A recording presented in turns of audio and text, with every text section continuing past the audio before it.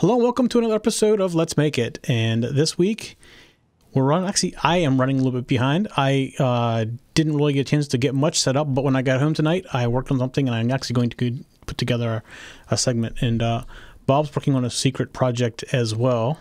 Right, Bob? Well, not so secret. So we're working on a project. He's working on a project for next week. So we'll just bring that to you next week. But basically, he wants to share a little bit more about some of the XBee. We've had some user questions or viewer questions, and he wants to cover that. So he didn't quite make it this week. He's like me. He's just a busy guy. Well, yeah, too busy sometimes. Yeah, that's been me. So I'm trying to get this switcher out, and we decided to make some changes to it last minute. So it's just been keeping me busy because we're trying to get well, we're not going to use Kickstarter now. We're going to use Indiegogo, but we're trying to get that campaign set up. So we decided to go to bigger buttons and 3 color buttons versus 2 color buttons. So that was a last minute change, which meant some redesign of PC boards and stuff. So that's all in progress, but it just keep me busy. Yeah, and indeed it does. So this week I have a fairly quick project. It's going to cover what we mentioned before about the web server. We're going to take it one step farther, and we're actually going to control an LED, an RGB LED, and a servo via the web interface. So it will show you what you can do to control things for projects over the web versus having physical buttons. So we'll do that in the second segment. We're going to start doing some things. We've had some requests to do some Raspberry Pi projects. Basically take what we've done on the Arduino and do them in Raspberry Pi. So we're going to go back through some of the things we've done in the past and do that on Raspberry Pi as well. And plus, I started playing with this. I've just got it booted basically, and I want to take it to the next step and play with it a little bit more. But this is the BeagleBone, the BeagleBone Black. And what I played with so far is pretty interesting. It's a little bit faster than an Arduino. Actually, it's quite a bit faster than the Arduino. So I also played with an Arduino Duo a little bit this past week. It seems more limited in some ways, but faster and better in other ways. So it doesn't have any kind of EEPROM storage, which is something that for what I was trying to use it for, I do need. But its CPU is considerably faster than like a Mega. So I never realized that. I always consider it to be the lower end of that size board from Arduino, but it ends up being, it's a lot faster, a lot more memory. So have you ever played with one of those, Bob? No, I haven't, but it is, yeah, I couldn't remember the spec on it, right? Yeah, it's running at 84 megahertz. Right. Rather than the 16 that a regular. Right, and look at the amount of RAM that it has compared to the other ones. Says 512. The other ones are 256, so it has double of that. Double the RAM. The program space is 4 times the size, I think. The ARAM or PRAM? 96. 96. 3 times. Right, 3 times. Okay. So it's considerably bigger as far as power goes. It's only missing the EEPROM. The other thing is 3.3 volts, so you have to kind of get used to doing things in 3.3 volts versus 5 volts. If you put 5 volts into it, you're gonna mess it up. So, yeah, it's also 32-bit rather than 8-bit. Right, exactly. So it does 4 times the calculations in 1 clock cycle. Right. So I think that's probably the difference in speed that's the most noticeable is, doing 4 times the amount of work. So, but the BeagleBone is a very similarly spec'd, so that's why I'm kind of interested to play with it a little bit. Actually, there's a lot more stuff on this BeagleBone than what there is on an Arduino. It's very interesting. If you look at this, actually, I can go to I don't know if you can see it in the overhead or not. There are surface mount parts on both sides of this board, and a ton of them. Look how small they are. And then on this side too, the thing's just full of parts. So it's a very tight design. There's lots and lots of parts that are on it. So it's very interesting. I always like playing with new stuff. So just finding the time to play with that kind of stuff. Yeah, sometimes it's a little tough to play. Yeah. But yep. Okay, so in this case, get demos. Yeah. For the show. So we have Jim in the chat room tonight. He's asking some questions. Let me. He says my audio is muted. Is it better now, Jim? Can you hear me now? You should be able to hear me. So I don't know. We'll keep going, assuming, because I see it going out to the stream, so I'm assuming that I'm okay. So I'll keep it going. Just want to remind you that we do this show live every Monday night with all the problems like you're seeing tonight. We got a late start because of some problems in the studio mostly. Also, my project was not working right, but we're still having some technical issues around the studio, and it always happens right before a show. So don't know what the issue is with that. We're still working through some of those changes. I'm almost regretting going to Windows, but I don't want to say that yet. So anyways, we're here every Monday night at 9 p.m. We generally start at 9 p.m. We're a little late today, getting started a little bit late, but this will be a little bit shorter show than normal because we really only have one sketch to go through and show you some web control of physical things. So we're going to walk through here shortly. If you're not watching us live, you can get us on demand either on our website at tech-zen.tv, or you can go out to youtube.com/techzentv and you can get our stuff as well. We're also available in all the podcast locations, Dogcatcher, whatever you used, whether Android or Apple or PC, whatever, iTunes, you name it, we're there. We also have a Roku app. If you have a Roku, you can download our app and you can watch our stuff right there on the Roku, right on the big screen on your TV as well. All right, so we're going to take a real quick break here, and we'll be back. And when we come back, we're going to go through, I kind of gave you a little bit of a preview there a second ago. It's basically the same board we used when we did the web, but we have some physical things we're going to control via the web interface when we come back. You work hard for your business. Your website should too. No matter what industry you're in, select your customizable high-quality design with professionally written content and graphic elements created for your business. Make changes online whenever you like. Switch your background color, page layout, and text anytime. Add your pictures and logo. Upgrade your website with useful one-in-one web apps. And integrate social media. Upload your photo albums and embed videos. With one click, optimize your website for viewing on mobile devices. Choose your free domain, or you can easily transfer an existing one. Thanks to One-in-One's SEO tools, customers can find you everywhere. One-in-One My Website, a professional website created by you. When you open up an Audible audiobook, it opens up your imagination. Enjoy a steamy romance while ironing the sheets. Discover an historic battle while battling the bulge at the gym. Visit audible.com/freebooks now to try 2 books absolutely free. Get caught up in a whodunit during a do-it-yourself project. Listen anytime, anywhere with the Audible mobile app. When you're out for a walk, learn how to climb the corporate ladder. Or bring a little magic to your minivan with a fantasy novel. With over 100,000 titles, Audible is an amazing experience that you can now try absolutely free. And just like our books, there's no binding. Our Great Listen Guarantee lets you exchange a title you don't like for another. No questions asked. Visit audible.com/freebooks to download 2 books of your choice right now.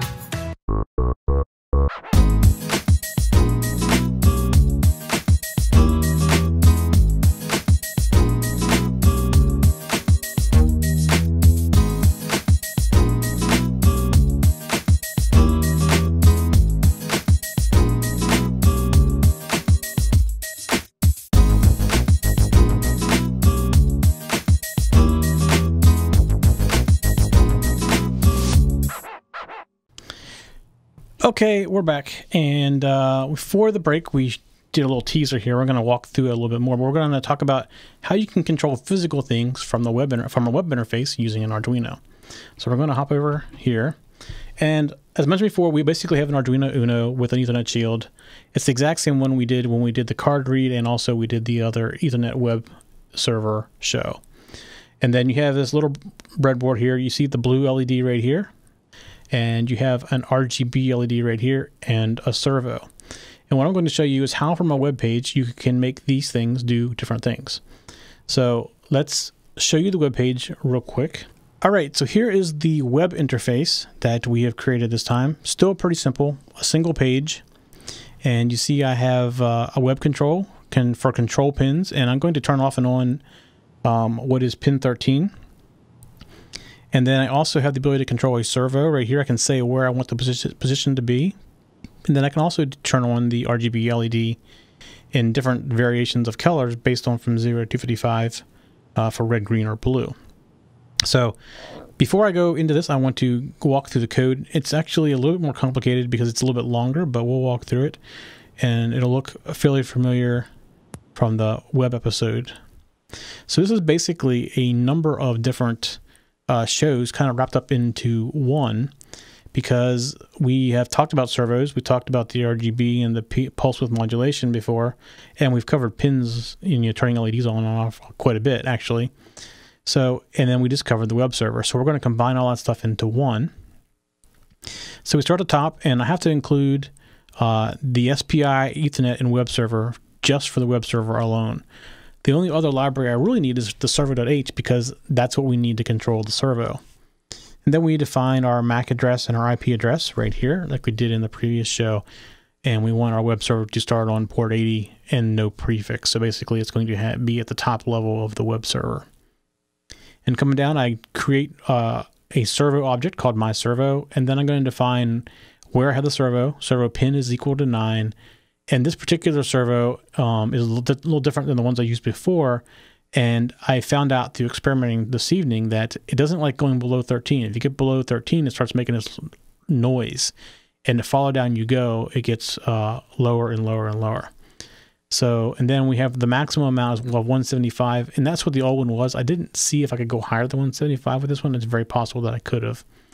And then the current servo position. Now you're going to see here, I should probably make this 13. So that starts at 13. And then we're going to come down, and now we're going to define the red, green, and blue values. So that's weird. I don't know what that's doing there. I'll get rid of this. We define our default colors of our red, green, and blue as 25. And what the C is the current value. And the reason we have current servo and current red, green, or blue is I want to show you on the screen what the current value is. And I'm not doing that with the LED, and I'm going to show you why as we go down here a little bit farther. So we have connected to pins 3, 5, and 6, the pins of red, green, and blue, right here, 3, 5, and 6. So that's basically our definitions for this app. And now we're going to come down and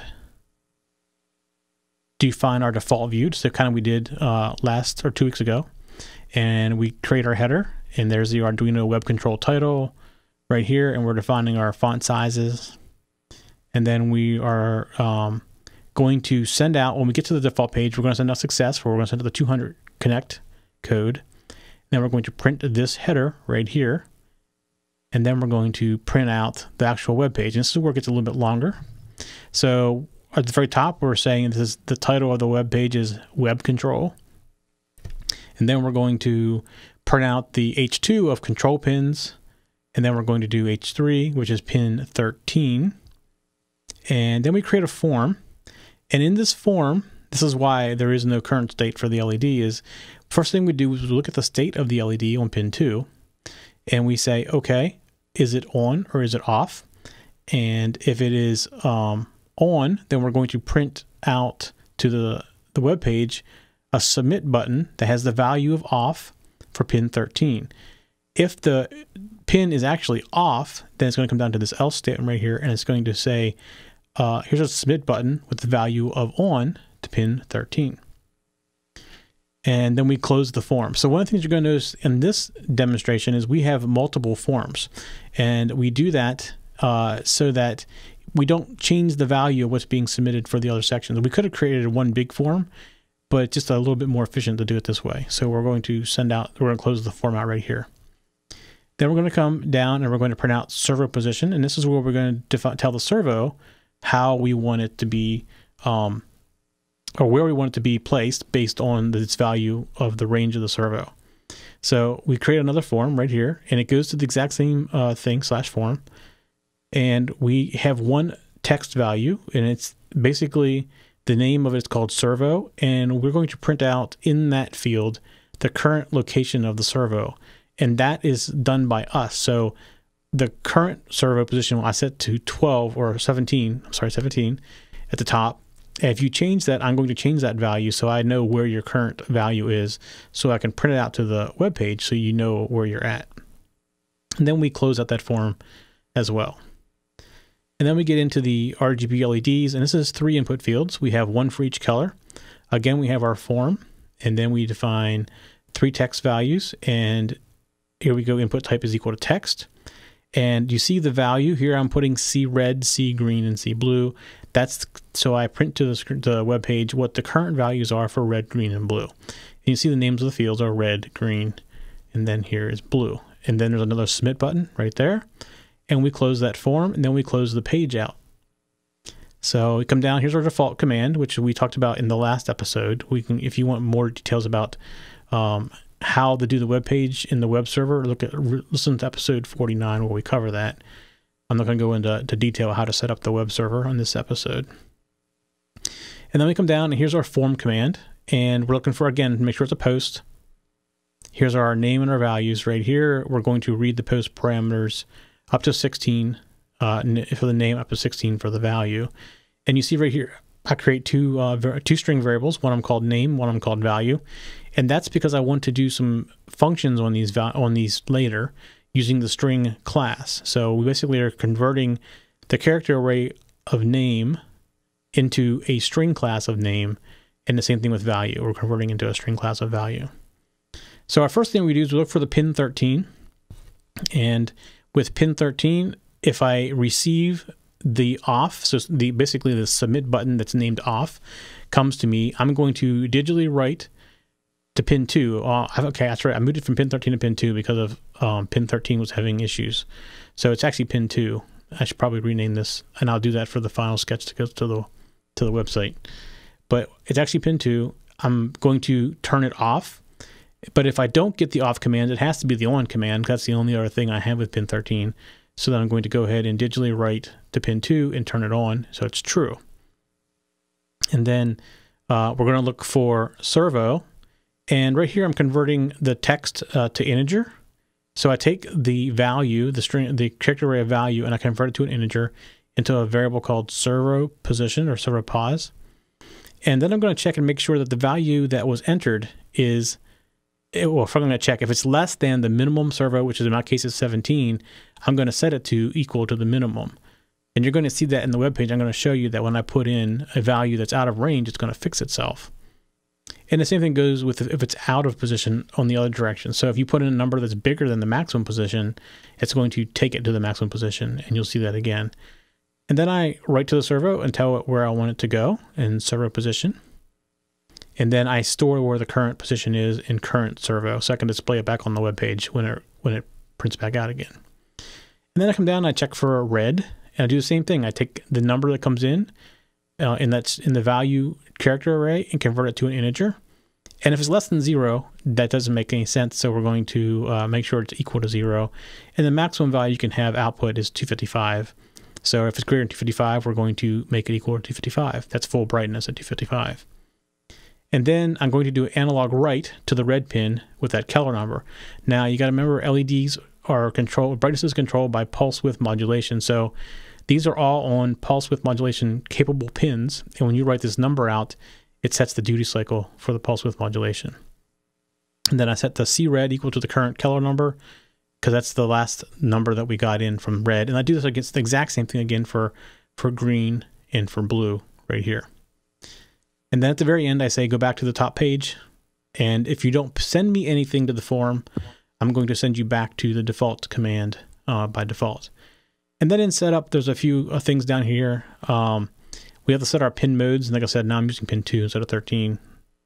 And I set to output. I set my red, green, and blue pins to output. I attach my servo to pin whatever servo pin is, which is actually 9 in this case. I start up my Ethernet, start up the web server, and then I add my 2 default commands, or my default command and my form command. So if you look back at episode 39, we actually had an additional page here that we demonstrated, but in this case, I don't need an additional form. So it's just 2 items in that list. And then in the loop, all we do is process the connection. So we're doing all this in 223 lines of code. And that includes a very lengthy thing at the top that gives you details about the code itself. So let's go ahead and I'm going to hop over to the overhead, and let me get back over to the web page. And let's see if I can I mirror this or not. Oops, wrong one. You can't see the computer, so we're just gonna go right to the overhead. So this is I'm gonna hit on the on button on the web page, and it's turn the blue LED on. So here we go. We're gonna click. I clicked, and there it's on. So if we come back over and we look at the web page right here, it's off. So the button says off right now because it's turned on. So if we go and we click it to on, so now it says that it's off. So hit the button, we'll turn it on. And we go back over and we look, we see that the LED is off. So I'm going to change the servo position to, let's say 200, which is above the value. So there the servo moved to 175. So if we go back over and we look, you see right here our value is 175, and I actually put in 200. So our checking code that we had in there, you see, puts it back to 175. Same thing goes if I put 2 in here, which is below 17, it's going to, you heard it move, make it 13. And actually, you may be able to hear the servo still fighting itself. So let's go to 14. Maybe 13 wasn't far enough. Still doing it. Let's make it 15.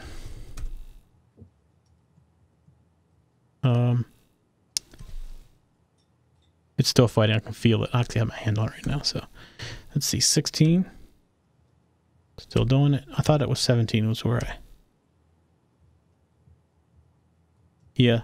I know it's still doing a little bit, but it's better. Try 30 once and see what happens. It definitely is not making noise now. All right, so we're back. It's working. I don't know what happened there. But if we are, let's go back and look at it. I'm going to do the RGBs now. So right now they're for 25, 25, and 25. When I hit submit, you see the LED that comes on. But if I want it to be like red, I can make the red, for example, 255. Press enter. There's red. Unfortunately, with this LED, I don't know. Right now, there's no red. And let me turn off the blue. The green seems to be very weak to me. So there's green. So there's full green, 255. If I turn on full red, it just walks over the green. You can't even tell it's even there. So let me turn off the green. I couldn't see any difference. Now, if I turn the blue on, I can tend to see the difference. Oh no, with that one I can't. It's like red on this thing is super bright. Let me turn off the red. So there's blue, and only blue. There's blue and green.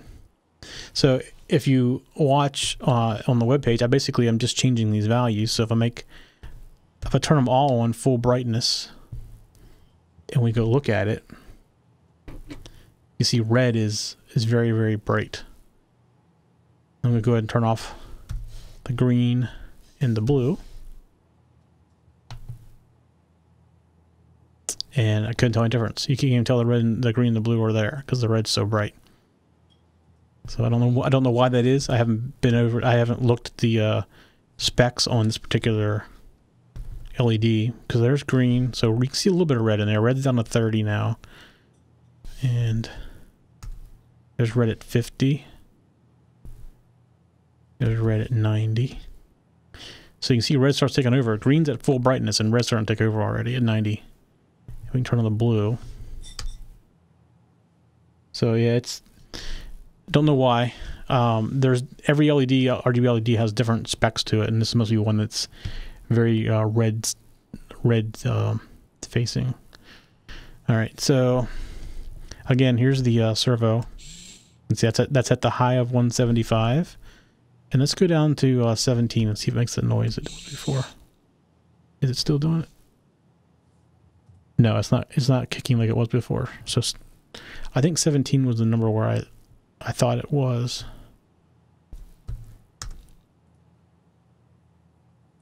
It's still not doing it.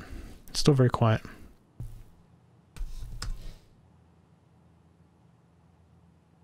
It's starting to do it right there, so just vibrating a little bit. But you can see from a simple web interface, you can control all kinds of things. If you could add a relay to the LEDs and control all kinds of things, as in addition to getting status of things. So we kind of showed you last week about outputting things or data from like a sensor. But here, if you look at the code, I'm actually outputting this right here, this on and off. You see how it changes based on the state of another pin. So if we come in here and we look down here in the source code, right here I'm looking at the pin state and I'm putting out the different value depending on the state of the pin. So you can do all this stuff via a web interface. It'd be think of a web controller for your garage door. You look at the web interface and you say, hey, the garage door is still open. You click the button and it closes your garage door. So that's the type of thing you can control using a web interface like this. So, and tonight obviously was a very rough night technology-wise for us. So, and we only have one thing. So Bob did something. Do you want to walk through it real quick, Bob, and explain what you're going to do next week? Just give him a tease. How's that? Well, yeah, I got the tease. Let me switch cameras. This is the tease for next week, and what I've got is a Arduino with a XBee radio connected to an LCD screen, and then I have this 25 key keypad, and if I press a key, I get something on the screen, and ultimately what I'm going to do is use the radio to transmit data that that is connected to another Arduino that is running a and I actually, believe it or not, I still had the breadboard put together when we did that 14-segment multiplexing episode. I think it was somewhere around episode 30. Yeah, it's been a while. 28, 30, somewhere around in there. I still have that display on the breadboard. I never took it apart, and I'm going to use that. And this is actually based on a number of viewers who have questioned how do you transmit data back and forth and have a remote display. So I've probably got 5 or 6 people that have asked me variations on that question, and this is going to answer, I hope, all of them. So, but I've got some smaller videos that I'll show next week. That you know, essentially one of them is nothing more than blink over the radio.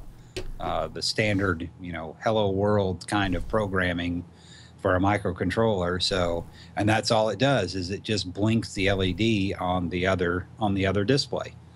So I've actually got a couple videos and several variations of the code, and we'll kind of step through it. But this will be a episode where we put the pieces together of different episodes that we've had over the last 6 months.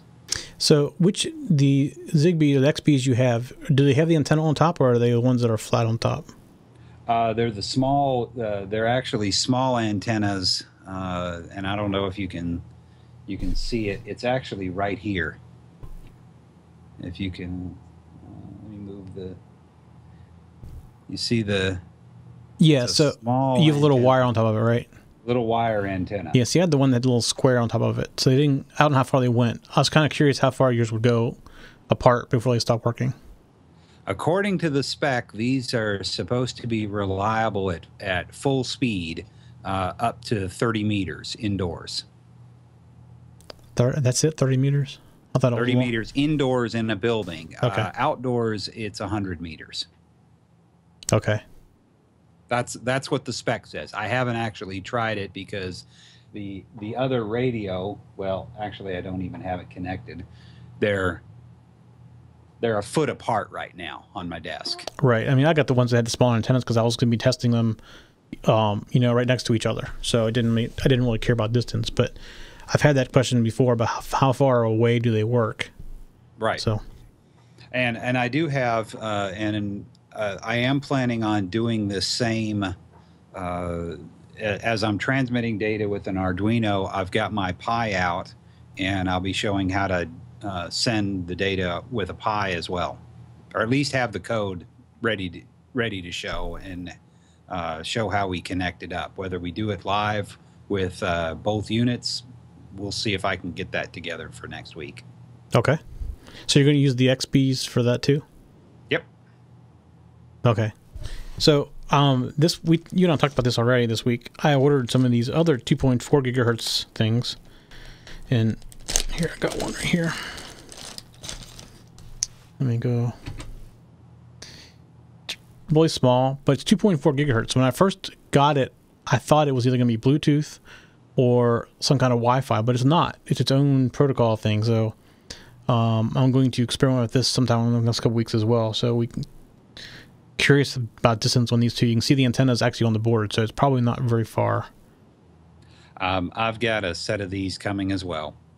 Yeah, so we'll see. This is good. Yeah, and one of the viewers, I think you were copied on the. He's got sensors using these radios for his garage. And yeah, actually, I didn't know this was one. It was the one he was using. Yeah, this is the one he was using. Okay, the one he's using. So we're going to tackle that problem as well. Yeah, that'd be a good experiment. So, yeah, I'm kind of curious how they work through walls and stuff too. That's kind of why I was asking about the XBee stuff, because I got the ones that don't have the antennas on it, and I thought the ones with the antennas on it were a little farther than that. But all right. Well, you've got the ones with the antenna on the board, correct? Yes, a little square solder-on antenna. All right, I've got ones coming that have a small screw-in antenna. Right. Yeah, that's the ones I probably should have gotten, because, well, I figured if I was sitting here at a table doing it, I wouldn't have to go very far. But then I'd like to experiment with things a little bit farther away. So I was kind of curious how far they worked. Well, the ones with the radio on the board, I like that because you could make things that are very small and easy to hide and turn things on and off. And right, that's the problem with the XBees are kind of big for those. Yeah, the XBees are kind of big. Yeah, the XBee is kind of big, and its spacing is not 2.54 either. It's 2. Okay. So you can't just plug it into a regular breadboard. Yes, that's right. That's right. You can't. That's why I had a board put together and made, but I don't think I ever tested it, because I didn't want to have to, custom make something every time I want something just to play with. Right. Yeah, that is one thing about the XBee that's a little disappointing. Yeah, there's other Zigbee type chips out there. XBee is just the most popular one because it's common form factor, and they make other things that fit in that same form factor as well. Right. So you can pretty much pull one out and put another one in if you have a generic connection to it. So you're running them in serial communication mode, right? Like what goes in one comes out the other? Yes, that's right. So yeah, this is, and I'm running it back and forth. And in one example, we will talk about the buffers in the radios and how to prevent data collisions and not overload the buffers, and write the code to be smart and be aware of the buffers. Right. So yeah, the XBees have the ability to go into another mode, which I like to experiment with a little bit more, where you can individually address them. Because my understanding is if they're in this serial mode, they do not work in a mesh anymore. Yeah, these two that I've got, they only talk to each other right now. Right, but if you take them out of that mode, they can work in a mesh mode as well. That's right, and you can also have one being the controller, and then you can have routers, and then you can have endpoints. Yeah, and bounce signals back and forth between the whole. Yeah, it was just very complicated. I mean, I tried experimenting with that a little bit, and just getting the work through serial wasn't the easiest thing to do. Yeah, and I made sure that I grabbed the created files for the setup of the radios, because that was probably the most difficult part, is just getting the radios working. Right, which is kind of saddening in a way, because it'd be nice to stick them in and let the Arduino do the configuration, but it doesn't work like that. No, it does. Sadly, it isn't. Right. I mean, it'd be nice to be able to stick one in and say, okay, here's what you are. You go do your work, and you don't have to go through the extra step. You just plop it in. Now you got to program every one of those things to use them. Right. Yeah, that was the frustrating part that I had whenever I was playing with them too. But mine still, if I plug them in, they just work because they're still synced together and everything. So I get them out occasionally just to play with different things. But I would like to go ahead and change that mode over now to try the routing in the controller format. The problem is I do so much on a Mac, and they don't have any software for the Mac. It only runs on a PC. So there is a programmer out now. The what is it called? The AC. I forgot the whole name. There is a Mac. When you did episode 12, where you set up the episode, it was version 5, and it was only available for Windows. I found when I was programming mine last week, there is a version 6 and a Mac, and there is a Mac. I'll have to go try that out because that was now. I was doing it in a VM. Sometimes I think that made my difficulties a little bit worse because sometimes I wouldn't see it in the serial communication. So I think that was part of it. So yeah, I have to go dig that up and play with it. That'd be cool to play with. Yeah, the only thing about the Mac version that I didn't like, that I actually didn't get working on the Windows version, is you're supposed to be able to test the range of radios once you have them set up. And I didn't get that working on mine. And once I had it working, range, I was happy they were working, and I was trying to get the demo done. So I skipped that part. All right. Well, it's something we look forward to for next week then. Yep. All right. Well, we've been doing this for 44 minutes with all kinds of technical issues before and during. So I just think we need to get it over with. Call it a night. And yeah. Okay. Sounds good. So hopefully next week I got more time ahead of time. I mean, I basically did that sketch within the last 3 hours and worked fine on the test bench. And when I got it in here, it's not working again. And I finally figured out that I was having a problem with the MAC address being duplicated on another switch. And it was just, not to mention all the broadcast problems that's been going on. So, well, I'll have quite a few sketches and quite a few files for next week, but we won't go through them in great detail because a lot of it is topics we've covered in the past. Okay, sounds good. So, anything on the chat room? I've been chatting a little. Yeah, I see that. That's good. All right. All right. Yeah, that's it. We'll call it a night before something else blows up on us. Okay. All right. We'll see y'all, everybody, next week. Good night. For show notes for this show, contacts, and more, go to the TechZen.tv website where you can get show notes for all of our shows. We love to hear from our viewers and listeners. We have an email, a Twitter, and a phone number where you can contact us for each show. For details, visit the TechZen.tv website and get the show details. You can also make a video and upload it somewhere like YouTube or Vimeo and then just send us a link. You never know, you may see your video in a future show. You can get all of our shows delivered automatically to your favorite device by going to your favorite podcast website like iTunes and subscribing. Each of our shows also has a YouTube channel you can subscribe to get regular updates. Our shows are also available on most internet radio networks like Stitcher and TuneIn Radio. You can also watch and listen to our shows on Xbox, TiVo, and Roku. You can even find us on your Zune.